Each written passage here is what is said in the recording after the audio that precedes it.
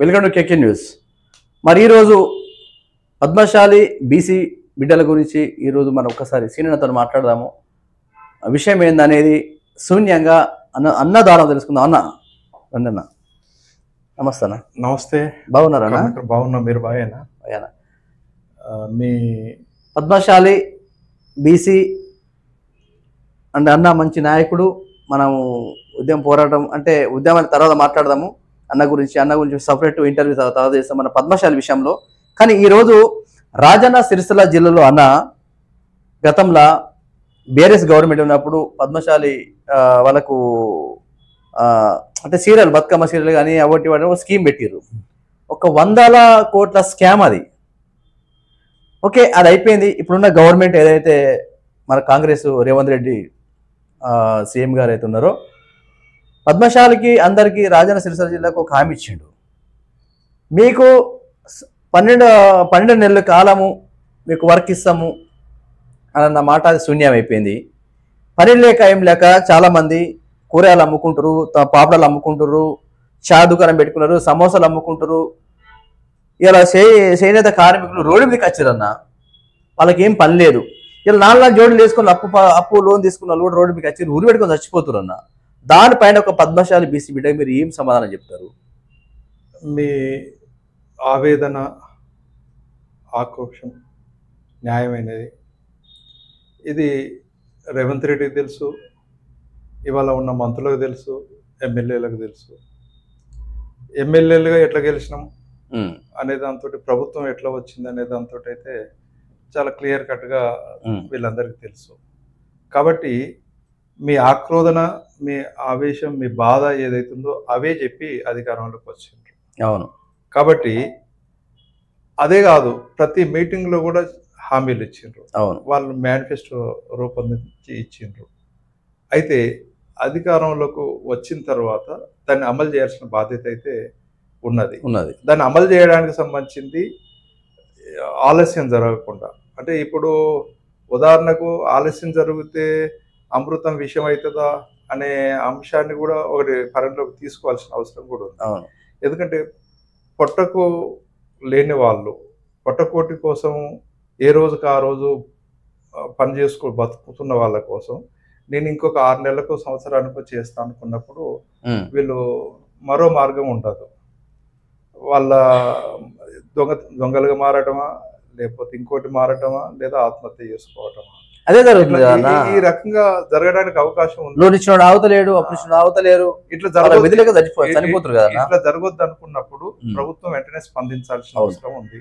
ఒకటి. రెండోది ఏంటంటే ప్రభుత్వం ఏదైతే చెప్తుందో అంటే పద్మశాలీలకు సంబంధించిన దాంట్లో ఇక్కడి వరకే చూస్తే పరిష్కారం కాదు. అసలు పద్మశాలీలకు సంబంధించిన దాంట్లో 80-85 సంవత్సరాలు 1980-85 సంవత్సరాల్లో 1,10,000 మొగ్గాలు ఉండేది. అంతకంటే ముందు ఇంకా ఉండేది. ఎప్పుడైతే పవర్లూమ్స్ వచ్చినాయో, పవర్లూమ్స్ వచ్చిన తర్వాత చేనేత ద్వారా ఉపాధి పొందుతులేమనే దాంతో ఎదుగొచ్చిన పిల్లలంతా కూడా సూరత్, భీవండి, ఇతర ప్రాంతాలకు వెళ్ళటం అనే దాంతో జరిగింది. దీనికంటే కొంచెం ముందు అనుకుంటా, చేనేత సహకార సంఘాలను ఏర్పాటు చేయడం జరిగింది. దాని ఉద్దేశం ఏంటిది? చేనేతను అభివృద్ధి చేయాలనేది. అందుకోసము అప్పుడు ఆప్కో అనే దాంతో కూడా ఒకటి నెలకొల్పడం జరిగింది. ఈ చేనేత సహకార సంఘాలు కానీ ఆప్కో కానీ పద్మశాలీల్లో కొద్దిగా గొప్ప ఆర్థికంగా ఎదిగిన వాళ్ళు, కొద్దిగా గొప్ప రాజకీయంగా ఉన్న వాళ్ళ అభివృద్ధికి తోడ్పడింది తప్ప సగటు పద్మశాలి బిడ్డ అభివృద్ధికి తోడ్పడలేదు. అట్లా 1960, 70, 80 దశకాల నుంచి చూసుకున్నప్పుడు పద్మశాలిలో కూడా చాలామంది చదువుకుంటూ ఉద్యోగాలు చేయడం అనేది కూడా పెరిగింది. చేనేత వృత్తి ఏదైతుందో వృత్తి గొప్పదనే అంతటి అందరూ చెప్తుండ్రు. ఇది చాలా కళావైభవం కలిగింది, సాంస్కృతిక నిధి అనే అంతటి చెప్తుండ్రు. కానీ ఈ సాంస్కృతిక నిధి ఆకలితోటి మాడిపోతుంది, రోగాలతోటి కుమిలిపోతుంది. ఈ ఆకలితోటి మాడిపోతున్న, రోగాలతోటి కుమిలిపోతున్న ఈ సంస్కృతిని ప్రభుత్వాలు ఇది బతికుందా చనిపోయిందా అనే అంతటి కళ్ళు ఇట్లా తెరిచి చూస్తున్న పరిస్థితి ఉంది. ఇది దుర్మార్గం. కాబట్టి ప్రభుత్వ వైఖరి ఇట్లా ఉన్నా కూడా పద్మశాలీలకు సంబంధించిన దాంట్లో కొంత గొప్ప ఎదిగిన వాళ్ళు ఆయా ప్రభుత్వాల్లో ఎమ్మెల్యేలుగా ఎంపీలుగా లేదా రాజ్యాంగబద్ధమైన పదవులని స్వీకరించిన వాళ్ళు దీని గురించి పట్టించుకున్న పాపాన పోవట్లేదు. పద్మశాలి బీసీ బిడ్డలు ఉన్నారా అన్న? ఎమ్మెల్యేలు ఎంపీలు ఉన్నారా? ఉన్నారు. కొండా లక్ష్మణ్ బాపూజీ గారు కొట్లాడినరు. అప్పుడు ఆయన ముఖ్యమంత్రి కావాల్సింది. సరే, ఆ రోజున్న పరిస్థితుల్లో ఆయన తీసుకున్న నిర్ణయం కూడా కరెక్టే కాబట్టి మరొకరికి అవకాశం ఇచ్చిండు. అట్లా అలాంటి నాయకుడు, అలాంటి లీడర్స్ మిగతా పద్మశాలి సమాజంలో లేరు. అయితే ఇప్పుడు వరంగల్ మేయర్ ఉంది గుండు సుధారాణి గారు, అట్లనే ఎంపీగా రాపోల ఆనంద్ భాస్కర్ గారు, అట్లనే ఇప్పుడు కరీంనగర్ నుంచి మన టీడీపీ అధ్యక్షుడు పనిచేసిన రమణ గారు ఎమ్మెల్సీగా అయ్యిండ్రు. ఇవన్నీ అగ్రకుల పార్టీలు ఏం చేస్తున్నాయంటే వాళ్ళు ఈ కుల ప్రాతినిధ్యాన్ని కొద్ది గొప్ప చూపిస్తూ మేము ఒక పద్మశాలీలకు మేలు చేసినామని చెప్పుకోవడానికే తప్ప ఎవరు చేస్తారన్న మేలు? అంటే ఇప్పుడు ఇవి ఉన్నది ఎమ్మెల్యే, ఎంపీ, లేకపోతే చైర్మన్, ఎమ్మెల్యే చేయలే, ఎంపీ చేయలే, ఏ సీఎం చేయలే, ఏ గవర్నమెంట్ చేయలే. ఇప్పటి వరకు ఇక్కడ అక్కడనే ఉన్నది. పద్మశాలి బిడ్డకి ఎక్కడా కూడా న్యాయం జరగలేదు, అన్యాయం జరుగుతుంది. ఇప్పటికి గదే బాధలు, గదే కష్టాలు. పద్మశాలి ఇంకొక మాట మాట్లాడతారన్న, తెలంగాణ స్టేట్ ప్రజల బీసీ బిడ్డలు పద్మశాలి అందరు వినాలి. మీకు ఇప్పుడు అన్న ఉండడానికి ఒక మాట నాకు అదుకొచ్చింది. ఇవాళ గౌడు ఒక చెట్టు ఎక్కితే ఇన్సూరెన్స్ ఉంది, ఓకే, ప్రతి కులానికి ఒక ఇన్సూరెన్స్ పెట్టింది గవర్నమెంట్. ఇక్కడ పద్మశాలి బీసీ బిడ్డలకు ఒక ఫ్యాక్టరీ పోయి లోపలికి పోయి సాంచం ముట్టుకుంటాడు, ఏదో ముట్టుకుంటే ఒకవేళ పుస్తకాన్ని ఆ కరెంట్ శాఖ చచ్చిపోతే చేనేత కార్మికుడు కానీ చేనేత ఓనర్ కానీ వాళ్ళకి ఎలాంటి ఇన్సూరెన్స్ లేదన్న ఇప్పటి వరకు. ఎందుకు గుర్తించారన్న? పద్మశాలి బీసీ బిడ్డలు ఇలా బట్ట వాళ్ళు తయారు చేస్తే ప్రపంచం వరల్డ్ మొత్తం వేసుకొని పద్మశాలి లేకపోతే బట్ట ఎక్కడదన్న? మరి వాళ్ళకే న్యాయం జరగకపోతే ఎక్కడదన్న? ఇది ఈ పోరాటం ఎందుకు? ఈ గవర్నమెంట్లు ఎందుకు? ఈ స్కీములు ఎందుకు? ఇవన్నీ ఎందుకు? దేనికోసం? అందుకనే గద్దరన్న ఒక పాట పాడేది, బట్ట నేసినోడికే బట్ట లేదని. వాస్తవం కూడా. అయితే ఇది ఒక ప్రజాస్వామిక విలువలతో కూడుకొని సమాజాన్ని మహోన్నతంగా తీసుకెళ్లాల్సిన అవసరం ఉంది. సమాజంలో అందరు సమానం అనే వైపు తీసుకెళ్లాల్సిన అవసరం ఉంది. అందుకోసం ప్రభుత్వాలు ఏవైతే ఏర్పడినాయో, రాజ్యాంగం ఏదైతుందో రాజ్యాంగంలో ఉన్నదాన్ని ఫుల్ఫిల్ చేయాల్సిన అవసరం ఉంది. ఎన్నికైన ప్రభుత్వాలు రాజ్యాంగాన్ని పక్క పెట్టి పరిపాలించడం అనేది అంతా జరుగుతూ ఉంది. కాబట్టి సమస్య అక్కడ వస్తుంది. అనేక సమస్యలు ఉన్నాయి, వాటికి పరిష్కారాలు కూడా ఉన్నాయి. ప్రతి సమస్యకి పరిష్కారం ఉంటుంది.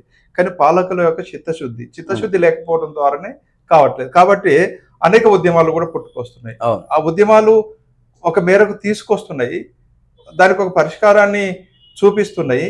చూపించినా కూడా పాలకులు నిర్లక్ష్యం వహిస్తున్నారు.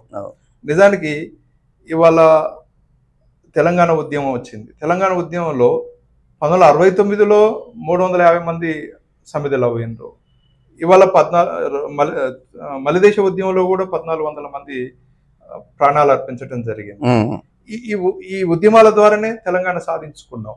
కేసీఆర్ చెప్పిన నేనే గొప్ప అనే అంతటి అది కాదు, లేదా సోనియా ఇచ్చింది ఆమె గొప్ప అనే అంతటి కాదు.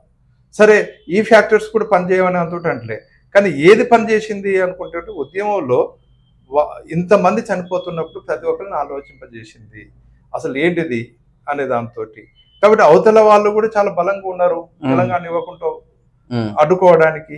అలాంటి సిచ్యువేషన్లో సుష్మా స్వరాజ్ గారు కావచ్చు, లేకపోతే సోనియా గాంధీ గారు కావచ్చు, కేసీఆర్ కావచ్చు, వీళ్ళ పాత్ర ఉన్నప్పటికీ ప్రముఖ పాత్ర, ముఖ్య పాత్ర పోరాడిన ప్రజలది, దానికోసం ప్రాణాలు అర్పించిన వీరులది. కాబట్టి ఈ విధంగా పద్మశాలీలు కూడా ఇవాళ చాలా మంది చదువుకున్నారు, ఐఏఎస్లు అయినరు, ఐపీఎస్లు అయినరు. వాళ్ళే కొన్ని ప్రయత్నాలు చేస్తున్నారు, స్వాగతించాల్సిందే. అట్నే పద్మశాలీలు కూడా కొంత వివిధ పార్టీల నాయకులు ఎదిగొస్తున్నారు, కానీ ఆ పార్టీలకే భజన చేస్తున్నారు. అవును, పద్మశాలీల కోసం భజన చేయట్లే, ఆ పార్టీలకు భజన చేస్తుండ్రు. ఆ పార్టీలకు భజన చేయడం ద్వారా తమ ఇన్ఫ్లుయెన్స్ ఉపయోగించుకోవాలని కులం అనే కార్డుని ఉపయోగించుకోవడం కోసం జరుగుతుంది.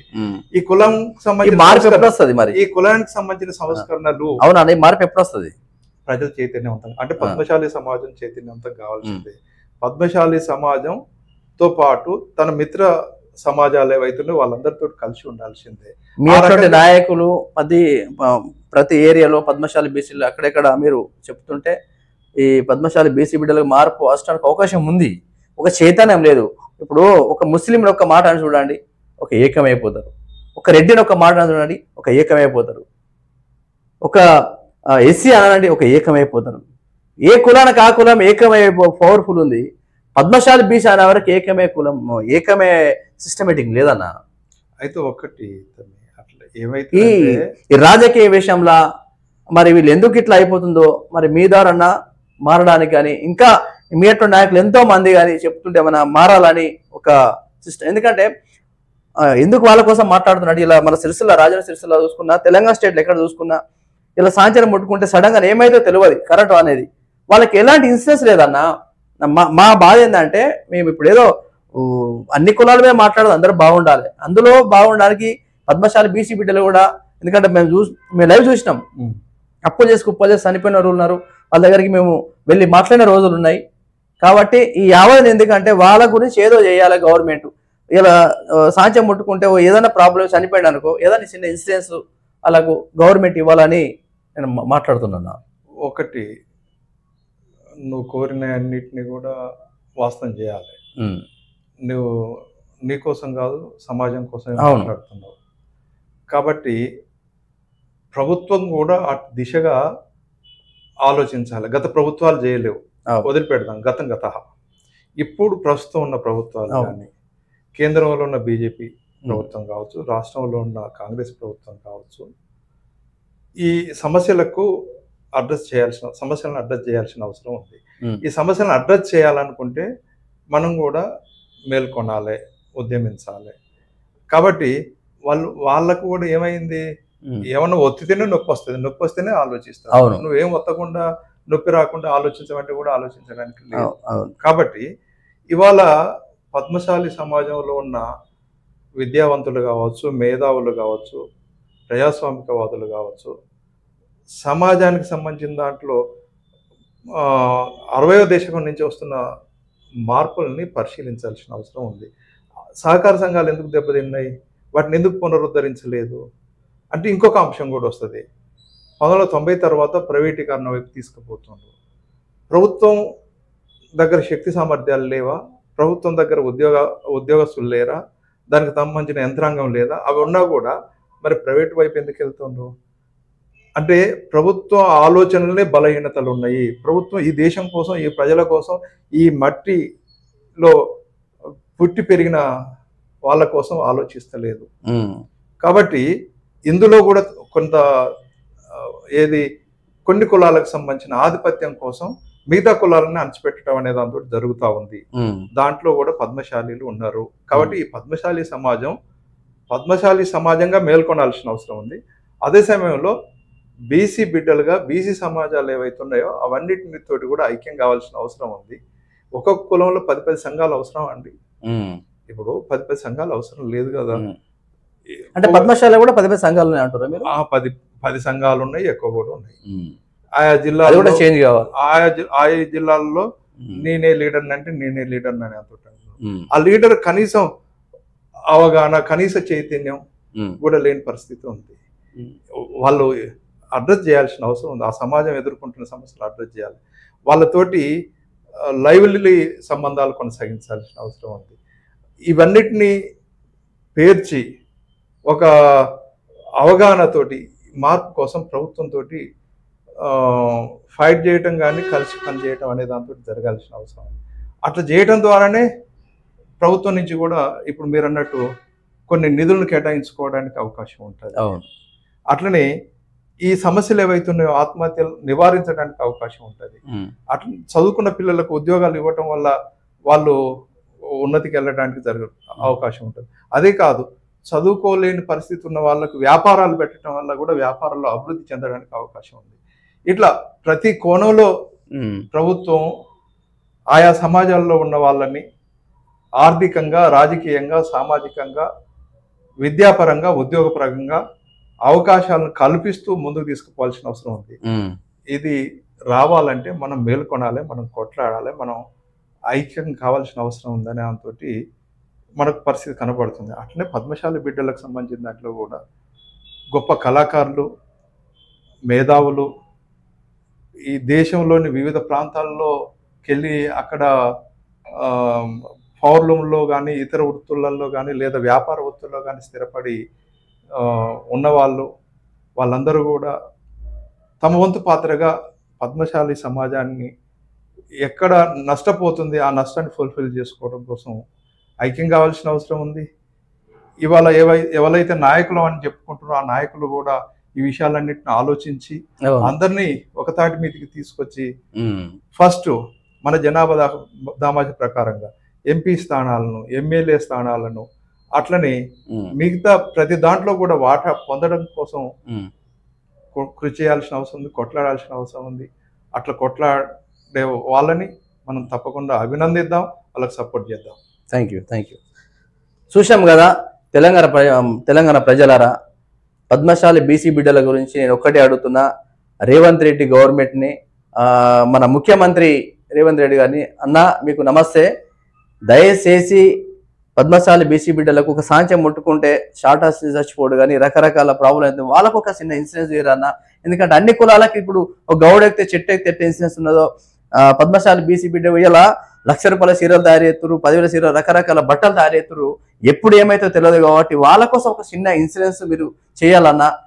ఇది ఎందుకంటే పద్మశాలి బీసీ బిడ్డలు చెప్పలేకపోతున్నారు, మా ద్వారా మీకు చెప్పుడు జరుగుతుందన్న. మీరు అంటే మీరు చేస్తారా నమ్మకం ఉంది, చేస్తారని నమ్మకంతో ఇంతకుముందు గవర్నమెంట్ చూసారు కాబట్టి ఇప్పుడున్న గవర్నమెంట్ రేవంత్ రెడ్డి ఆధ్వర్యంలో మంచిగా జరుగుతుందని అనుకుంటారు. మీరు చేస్తారా నమ్మకం ఉంది, బీసీ బిడ్డలు అందరూ అనుకుంటారు. మీరు దీనిపైన ఒక్కసారి మీరు ఆలోచించి వాళ్ళకి ఏదన్నా ఒక స్కీము, వాళ్ళకి ఒక ఇన్సూరెన్స్ చేయాలని మా కేకే న్యూస్ తరఫున అడుగుతున్నామన్నా. థ్యాంక్ యూ అన్న. ప్రతి ఒక్క లైక్ షేర్ చేయండి, మా కేకే ఛానల్ని చూస్తూనే ఉండండి. Thank you.